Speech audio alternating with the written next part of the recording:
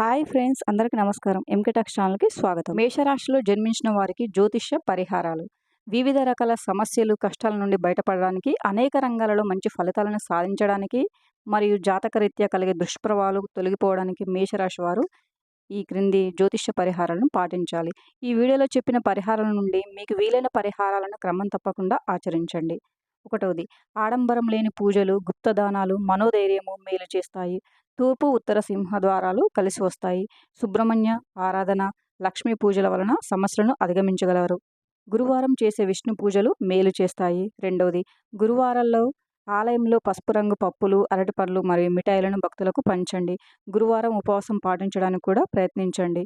మూడవది, మంగళ శనివారాలు మరియు పౌర్ణమి రోజులలో హనుమంతునికి చమిలి లేదా జాస్మిన్ ఆయిల్ మరియు సింధూరాన్ని సమర్పించండి. నాలుగవది, ఎరుపు రంగు రుమాలు ఉపయోగించండి, ఎందుకంటే ఇది మీకు అదృష్టాన్ని తెస్తుంది. ఐదవది, ఆలయంలో పూజారులు, పెద్దలు, మీ తల్లిదండ్రులు మరియు ఆధ్యాత్మిక వ్యక్తుల పాదాలను తాకి వారి నుండి ఆశీర్వచనాలు తీసుకోండి.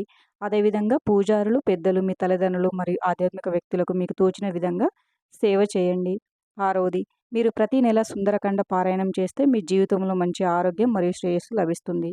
ఏడవది, శనివారాల్లో ఆలయాల్లోని పురోహితులకు బెల్లం, నల్ల నువ్వులు దానం చేయండి.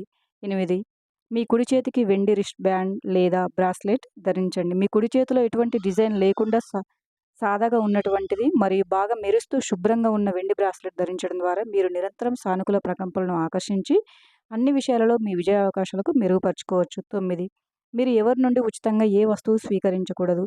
ఎంత చిన్నదైనా సరే ఏదో ఒకటి మీరు తీసుకున్న దానికి బదులుగా ఇవ్వడానికి ప్రయత్నించండి. ఈ విధంగా ఏదో ఒకటి బదులుగా ఇవ్వడాన్ని మీ జీవితానికి సంబంధించిన శాశ్వత అలవాటుగా చేసుకోండి. 10, తీపి వంటకాలకు సంబంధించిన ఏ వ్యాపారంలోనూ మీరు ఎప్పుడు పాల్గొనకూడదు. అనగా మీరు ఎప్పటికీ తీపి వస్తువులను విక్రయించే వ్యాపారాన్ని ప్రారంభించకూడదు లేదా తీపి వస్తువులను విక్రయించే సంస్థ కోసం పనిచేయకూడదు. 11, మీ ఇంట్లో లేదా మీ కుటుంబానికి చెందిన భూములలో ఎన్నడూ స్వయంగా మీ చేతితో నిమ్మ చెట్టును నాటవద్దు. 12, మేషరాశికి చెందిన వారు ఎరుపు, గోధుమ లేదా తెలుపు రంగులు అదృష్ట రంగులు. ఈ రంగులతో ఉన్న దుస్తులను ధరించినట్లయితే వీరికి మానసిక ప్రశాంతత చేకూరుతుంది. ఎరుపు రంగు రుమాలను చేతిలో ఉంచుకోవడం వీరికి ఎంతైనా మంచిది. 13, మేషరాశికి చెందిన వారిపై మంగళగ్రహ ప్రభావం ఉంటుంది కనుక వీరికి మంగళవారం కలిసి వచ్చే రోజుగా చెప్పవచ్చు. దీనితో పాటు గురువారం, ఆదివారం కూడా కలిసి వచ్చే రోజులే. అయితే శుక్రవారం మాత్రం కలిసి రాదు. మేషరాశి వారి అదృష్ట సంఖ్యలు 9 మరియు 1. 14, మేషరాశి వారి రాశిని అనుసరించి త్రిముఖి రుద్రాక్షను ధరించాలి. మేషరాశి అశ్విని నక్షత్రంలో జన్మించిన వారు నవముఖి రుద్రాక్షను ధరించాలి. భరణి నక్షత్రంలో జన్మించిన వారు షణ్ముఖి రుద్రాక్షను ధరించాలి.